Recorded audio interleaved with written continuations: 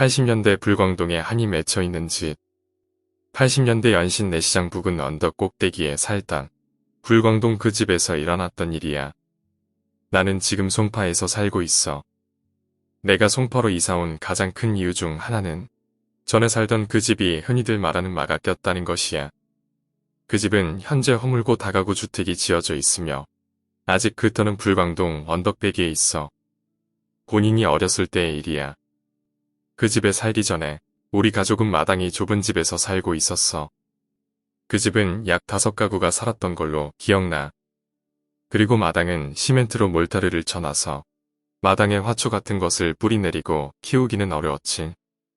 아버지께서 화초와 나무를 키우는 것에 취미를 들이기 전까지는 그 집의 전집도 웬만큼 살기 괜찮았거든. 그런데 굳이 마당이 넓은 집에 철봉과 그네를 두고 나무를 마음껏 심으며 당신께서 원하시던 화초 및 장송을 키우시겠다고 마음먹고 나서는 백방으로 부동산을 들락거리시며 이리저리 집을 알아보셨고 주변 시세 대비 다소 싼 가격에 나온 이른바 100평에 이르는 단독주택을 알게 되셨던 거야. 부모님께서 그 집을 처음 보고 온 다음 날 뭐가 그리 마음에 드셨는지 마당엔 푸른 잔디가 깔려있고 주택은 방 4칸에 넓은 응접실과 거실이 있는 집이라며 가뜩이나 제사도 많은 집이니까 응접실이 넓은 그 집이 그렇게 마음에 드신다며 당장 계약을 하시려는 기세였어. 그리고 어머니께서 외할머니께 이사를 갈 집이 몇 번지이고 집에 대해 상세하게 설명을 하셨대. 외할머니는 천주교 신자이시며 미신은 믿지 않으시는 분이지만 며칠 후 전화 한 통이 걸려왔어. 외할머니가 말씀하시기에 그 집은 북향이라서 해가 잘 안 든다라는 것과 집이 음산하고 풍수지리산 기가 빠지는 자리라고 하셨지. 그리고 그 집에 귀신이 씌었다고 하셨어. 이사 가려는 마음에 들떴던 어머니는 할머니의 뜬금없는 말씀에 왜 초를 치냐고 오히려 다그치시며 세상에 귀신이 어디 있으며 풍수지리는 내가 잘 살면 상관없다고 하셨고 외할머니는 극구 만류하시다가 결국 당신께서 기도를 하셔서 그 귀신을 쫓으시겠다며 두 손을 들으셨고 비가 많이 오던 어느 날 우리는 그 집에 이사를 가게 되었어. 이사 온 후 막내 고모와 셋째 고모가 서울에 취직하면서 상경을 하셔서 우리 집에 같이 살게 되었지. 그 집에서 누나까지 모두 6명이 거주하게 된 거지. 처음 몇 달은 정말 좋았었어. 마당으로 큼지막한 식탁을 들고 나와서 불 지펴 고기도 구워 먹고 처음에 몇 그루 없던 소나무는 그 개수가 늘어나더니 정확히 33그루까지 늘어났고 넓은 마당에는 철봉과 그네까지 말뚝 박으시고 맘껏 뛰어노는 자식들을 보시면서 하루도 편하실 날 없이 나무의 장가지를 만지고 다듬으며 남들보다 풍족하고 여유로운 날을 지냈던 걸로 기억해. 그리고 여름이 지나 가을이 다가올 무렵. 그러니까 나의 러블리 아이템이었다. 줄무늬 긴팔 니트가 기억나는 걸로 보아 9월쯤이 아닐까 싶어. 마루에 엎드려서 스케치북에 열심히 그림을 그리고 있었어. 어머니는 퇴근하실 아버지의 저녁상을 차리고 있었고 거실은 주방과 연결되어 있어서 어머니는 엎드려 있는 내 뒤쪽으로 일을 하고 있는 형상이었어. 한참 그림을 그리는데 주방에서 쿵 하는 둔탁한 소리가 들렸어. 직감적으로 굉장히 무서운 느낌이었고 그 느낌 때문에 놀랐음에도 불구하고 뒤를 못 쳐다봤어. 도마를 두드리며 채소를 다듬던 소리가 들리지 않고 무엇인가 엎질러지는 소리도 함께 났기에 아주 조심스럽게 고개를 쓱 돌려 뒤를 돌아봤는데 어머니가 바닥에 쓰러져 계셨고 그 눈은 나를 정면으로 쏘아보고 계셨어. 엄마의 눈은 초점이 없었지만 눈빛은 굉장히 섬뜩했고 나는 그 자리에 얼어서 어머니의 동태를 살폈는데 뜬 눈으로 누워 계신 어머니는 미동도 없으셨고 나는 너무 무서워서 집을 뛰쳐나가 옆집 문을 두드리며 평소 친하게 지내시던 종이 한 말을 외쳐댔어. 고무장갑을 끼고 달려나오신 옆집 종이 어머니는 너무 놀라 소리를 고래고래 지르던 나를 달래고 나의 상황을 띄엄띄엄 들으시고는 장갑도 벗지 못하시고 집으로 달려 들어오셨어. 그리고 초인적인 힘을 발휘하셔서 어머니를 등에 들쳐업고 근처 가장 크다는 동네 산부인과 겸수학과로 달리셨어. 등에 업힌 우리 어머니는 여전히 눈을 뜨고 계셨고 눈은 벌겋게 충혈되셔서 의식을 놓고 계셨는데 달리는 등에서도 나를 쏘아보는 엄마의 그 눈빛은 너무 무서워서 수십 년이 지난 지금도 그 눈빛이 기억나.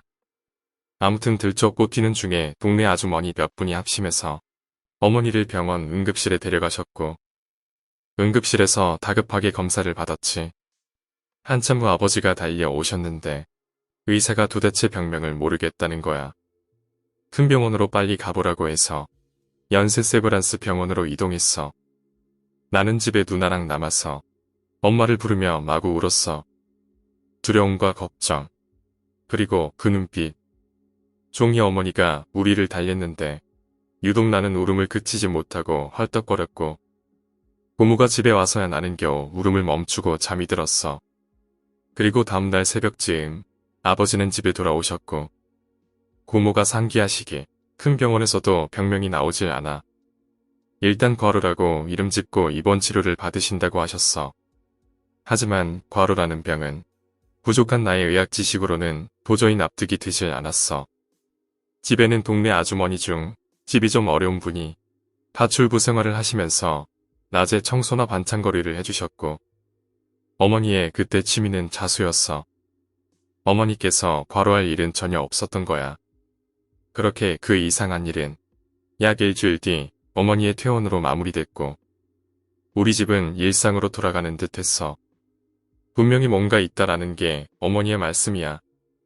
자신도 모르게 하얗게 머리가 비워진 상태로 쓰러지신 후 느낌이 너무 안 좋으시다며 계속적으로 뭔가 중얼거리시며 분명 집에 무언가가 있다고 눈치를 차리셨던 그때 어머니 말씀을 고모와 나도 그리고 누나와 아버지도 모두 들었어야 했어.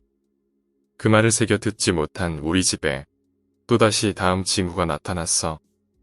어머니 쓰러지고 며칠 뒤쯤 그날과 같이 어머니는 부엌일을 하셨고 나는 마루에 엎드려 혼자 놀고 있었지. 집안은 어머니의 채소 다듬는 소리만 들렸어. 그런데 그때 대문이 벌컥 열리는 소리가 들렸지. 누군가가 심하게 차고 들어오는 소리야. 웬 아저씨 한 분이 다급하게 들어오셨고 등에는 누나가 울면서 엎여 있었어. 며칠 전부터 조금씩 돋아나던 누나 다리의 반점이 수도원자처럼 다리 전체로 퍼져서 열이 끓고 얼굴이 벌겋게 상기되어 누나는 의식을 잃었다 깨어나기를 반복하면서 울 힘도 없는지 꺽꺽거렸지. 학교에서 집에 돌아오는 길에 도저히 걸을 수가 없어서 쓰러져 버린 것을 쌀집 아저씨가 업고 들어온 거야. 어머니는 그 아저씨와 어머니가 쓰러져서 처음으로 갔던 그 병원으로 내달렸고 나는 또 울면서 꽁무니를 쫓았어. 병원에선 또 환자였던 사람이 환자를 업고 오니까 기겁을 했고 이런저런 검사를 했지. 아버지가 뛰어오셔서 의사의 멱살을 잡을 기세로 성난 소리로 소리를 지르는데 도대체 이 병원은 환자를 돌볼 줄 아는 거요. 라고 말하시며 불같이 화를 내셨지. 또 병명을 모르니까 큰 병원으로 가라는 거였어. 기본적으로 혈압이나 맥박, 그리고 조직검사 같은 것을 할 규모의 병원이었겠지. 근데도 2번이나 병명을 모른다고 종합병원으로 환자를 보내버리는 것에 우리 아버지는 눈이 안 뒤집힐 리 없었을 거야. 그렇게 또 앰뷸런스는 연세 세브란스 병원을 향해 달렸고 나는 고모를 껴안고 그날 밤 울다 잠들었어. 그리고 일주일쯤 지나서 또다시 병명을 알 수 없다고 하는 터무니없는 진단 결과가 나왔고 당시 입원을 위해서 병명이 있어야 했기 때문에 약진이라는 병명을 붙여 누나를 입원시켰어. 약을 잘못 먹어서 부작용이라고 달았는데 우리 누나는 한약을 한 방울도 못 먹는 사람이고 감기도 한 번 걸리지 않는 사람한테 무슨 말도 안 되는 병명을 갖다 붙이는지 의식이 오락가락하는 초딩한테 너 뭐 먹었니 물어봐봤자 대답도 못 듣고 병원에서 검사 결과는 안 나오고 그러니까 그렇게 입원을 해버렸던 거지. 우리 집은 단 2주 만에 2번의 대형 사건을 겪게 됐고 그제서야 어머니는 외할머니의 말을 떠올렸어. 분명히 뭔가 있다. 귀신의 시인짓.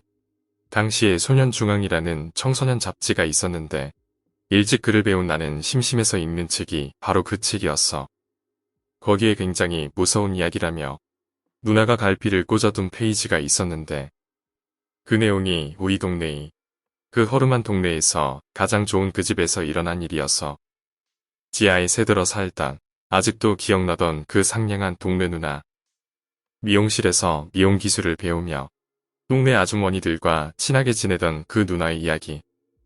어느 날 어둑해질 짐. 그 집 주인이 살던 3층에 거일거 잡다한 주전부리 몇 개를 접시에 담아 혼자 살고 계시던 할아버지께 드리러 올라갔는데 할아버지가 눈에 하얀 불을 켜시고 스르륵 다가와서 정신을 잃었다던 그 허무한 이야기. 나만의 기억으로는 어렸을 적 귀신 이야기가 무섭다고 느낀 것이 그때가 처음이었던 것 같아. 귀신이나 마귀의 존재가 뭔지 모를 만큼 어렸지만 그 책으로 인해 나는 귀신의 존재가 다 큰 어른도 기절을 시켜버릴 만큼 강력한 공포라는 것을 처음 알았던 거지.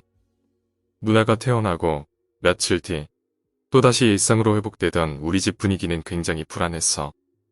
어머니의 황당한 추측 때문이야. 집에 귀신이 씌었어. 눈치 빠른 사람은 눈치를 챘을지도 몰라. 아니, 이 사건을 이야기하면 무릎을 딱 치게 될지도 모르지. 시골에 계신 할머니가 간암으로 시한부 인생을 살고 계셨어.